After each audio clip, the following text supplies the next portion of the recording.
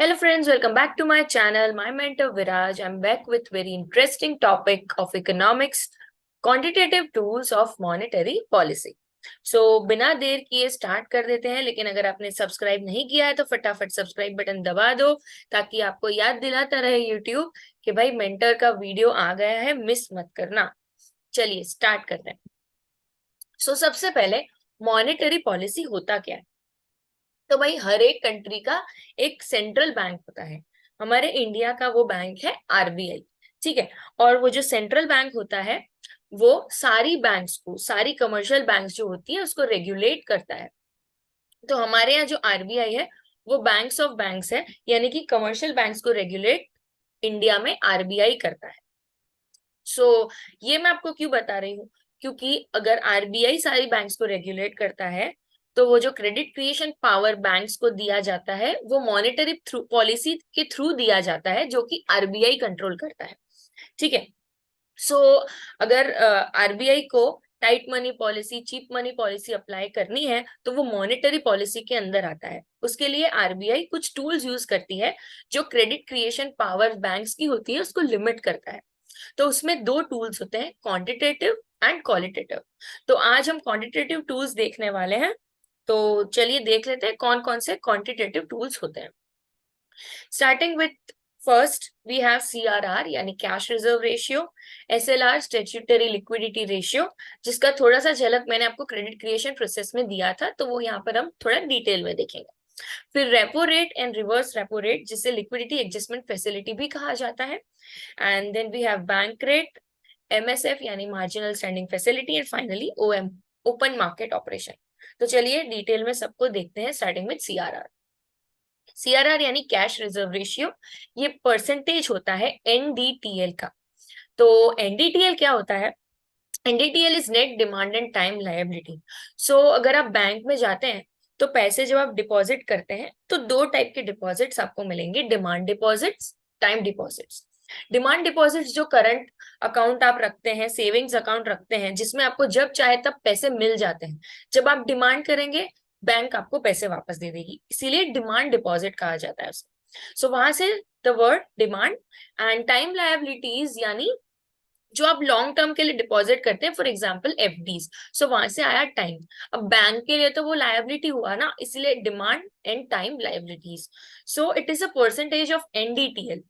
तो भाई ये एक परसेंटेज है जो आरबीआई नोटिफाई करता है, और बैंक को वो परसेंटेज एनडीटीएल में से निकाल के आरबीआई के पास रखना पड़ता है।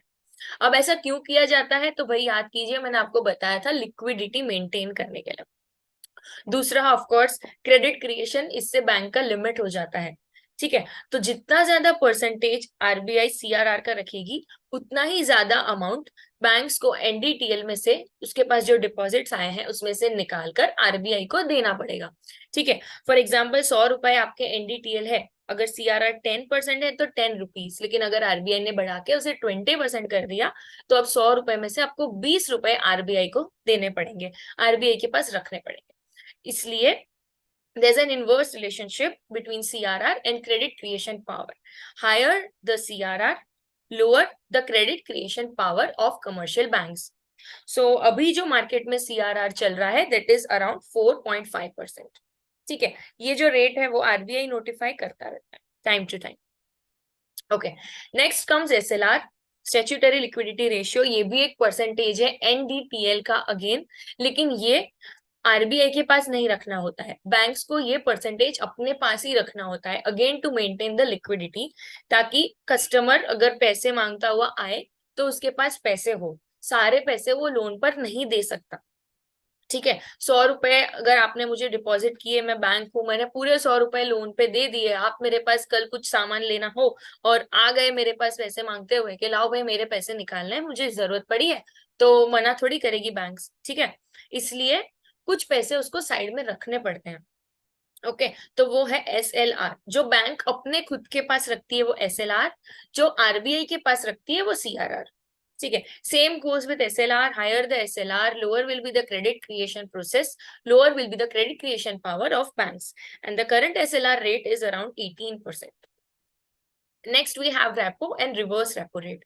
रेपो रेट का मतलब होता है रीपर्चेज ऑपरेशन। ये एक वो रेट है जिसपे आरबीआई बैंक्स को पैसे देता है। ठीक है, मतलब बैंक्स को भी कई बार लोन की जरूरत पड़ती है। ठीक है, उनके पास भी पैसे खत्म हो सकते हैं। जरूरी नहीं है कि बहुत सारे लोग बैंक में पैसे रखते हैं, बैंक है वहां पे पैसे होते हैं, इसका मतलब ये नहीं कि बैंक के पैसे कभी खत्म नहीं होते या उनको पैसों की जरूरत नहीं पड़ती। ठीक है, बैंक को भी कई बार लिक्विडिटी क्राइसिस हो सकता है, जिसमें उनको हेल्प तो कौन करेगा? Of course bankers bank, that is RBI. तो जो आरबीआई है वो उसको जब मनी लेंड करता है, उसके कई सारे टूल्स होते हैं, उसमें से एक है रेपो रेट। ठीक है, रेपो रेट जितनी ज्यादा होगी उतनी कॉस्टली आपकी लेंडिंग्स होगी। अब आप बोलेंगे वो कैसे? रेपो रेट से तो लोन बैंक ले रही है आरबीआई से, तो हमारी लेंडिंग कैसे कॉस्टली होगी? एक सिंपल सा एग्जांपल ले लो।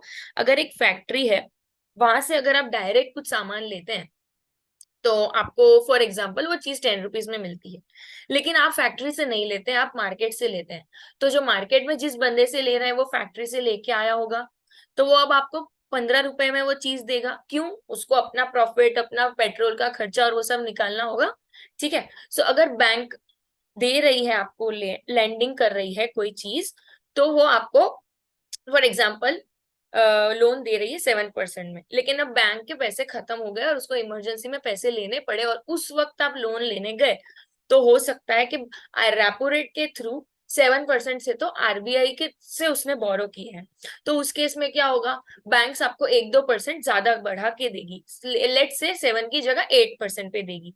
ठीक है, तो अगर बैंक आरबीआई से बोरो कर रही है फंड्स और उसके बाद आपको लोन दे रही है, तो उसमें उसका प्रॉफिट मार्जिन भी होता है। ठीक है, अगर रेपो रेट बढ़ जाएगी तो आपका जो लेंडिंग रेट है, जो नॉर्मल लोन का रेट है नॉर्मल पब्लिक के लिए भी, वो बढ़ जाएगा। Next is reverse repo rate.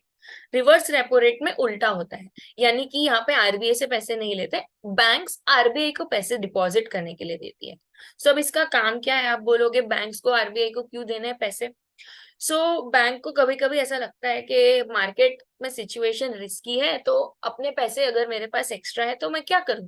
उनके पास पड़े पड़े उस वक्त बढ़ेंगे नहीं, तो वो आरबीआई को दे देंगे क्योंकि उस पे उनको इंटरेस्ट मिलेगा। इंटरेस्ट अर्न करने के लिए banks generally reverse repo rate पे आरबीआई को पैसे लेंड करती है। करंटली रेपो रेट 6.5 है और reverse repo rate 3.35। Okay guys, next is bank rate. Bank rate वो रेट है जिसपे RBI will again lend money to the commercial bank. तो फिर इसमें और रेपो में फर्क क्या है भाई? बैंक रेट जो है वो generally is for short terms और इसमें कोलेटरल की रिक्वायरमेंट नहीं होती। कोलेटरल यानी सिक्योरिटी। जब आप लोन लेने जाते हैं, जैसे कि अगर आप हाउस लोन लेंगे, तो जो हाउस है वो एज अ कोलेटरल बैंक के पास रहता है। ठीक है, एज अ सिक्योरिटी। लेकिन अगर आप पर्सनल लोन लेने जाते हैं तो उसमें बैंक्स आपसे कोलेटरल नहीं लेती, सिक्योरिटी जनरली नहीं लेती। ठीक है, तो जो पर्सनल लोन है वो नॉन कोलेटरल लोन है। तो जनरली ऐसे जो अनसिक्योर्ड लोन्स होते हैं उसमें रेट्स भी हाई होता है। तो जैसे आप देख सकते हैं current bank rate is around 6.75%, जबकि रेपो रेट हमने देखा था 6.5 है। यानी bank rate is comparatively little bit costlier then repo rate. ठीक है, क्योंकि इसमें कोलेटरल की रिक्वायरमेंट नहीं होती। Next is MSF, marginal standing facility. MSF भी वही एक तरीका है कि कमर्शियल बैंक्स को लोन आरबीआई देता है। तो अब इसमें क्या फर्क है कि भाई ये तो एक इमरजेंसी फैसिलिटी है, एमएसएफ इमरजेंसी के लिए रखा हुआ है। जब बैंक्स के पास कोई लिक्विडिटी नहीं है, उसने अपने सारे फंड्स एग्जॉस्ट कर दिए हैं, तब जाके उसको अगर फंड्स की जरूरत पड़ रही है, they can still borrow some money from RBI, but they will have to borrow it through MSF। इसीलिए इसे कहते हैं लास्ट रिजॉर्ट लेंडिंग। जब आपके पास कुछ नहीं बचा हो लेकिन फिर भी पैसों की जरूरत पड़ रही हो, तब बैंक्स आरबीआई को रिक्वेस्ट करेगी कि हमें फंड्स चाहिए और आरबीआई उन्हें एमएसएफ के थ्रू फंड्स देगी। बट इसका एक ट्रिक क्या है, इसका एक चैलेंज क्या है कि they can borrow funds only for overnight. एक रात के लिए ही वो पैसे ले सकते हैं, 24 घंटे या अगले दिन में भी उन्हें पैसे लौटा देने पड़ते हैं। और currently MSF is 6.75%। OMO, open market operations. यहाँ पर गवर्नमेंट सिक्योरिटीज का buying and selling open market में आरबीआई करता है। सो फॉर एग्जाम्पल, अगर मनी सप्लाई आरबीआई को रिड्यूस करना है, मार्केट में से पैसा खींच लेना है, तो आरबीआई सिक्योरिटीज सेल कर देगा। जब वो सेल करेगा सिक्योरिटीज, तो पब्लिक उसे पैसे देगी। तो इस तरह से मनी सप्लाई वो मार्केट में से सक आउट कर लेता है। उसी तरह से बाय करेगी सिक्योरिटी अगर उसे मार्केट में पैसे डालने होते हैं। ओके। सो अगर मैं आपको एक ट्रिक भी बता देती हूँ कि किस तरह से आप रिमेम्बर कर सकते हैं। तो जनरली आप देख रहे हैं कि टूल्स में और मनी सप्लाई में इनवर्स रिलेशनशिप है।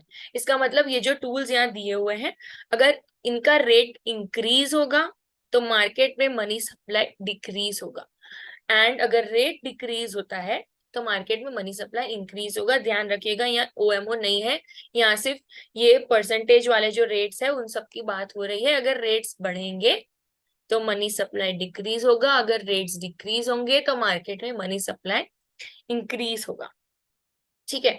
सो गवर्नमेंट आरबीआई जो है वो टाइमली जब उसको टाइट मनी पॉलिसी यूज करनी होगी तो जनरली वो ये टूल्स के रेट बढ़ा देगा, एंड वाइस वर्सा अगर उसको चीप मनी पॉलिसी फॉलो करना होगा then it will reduce the rates. Okay, ताकि मार्केट में मनी सप्लाई बढ़ सके। आज का लेक्चर बस यहीं तक था दोस्तों। Thank you for watching my channel.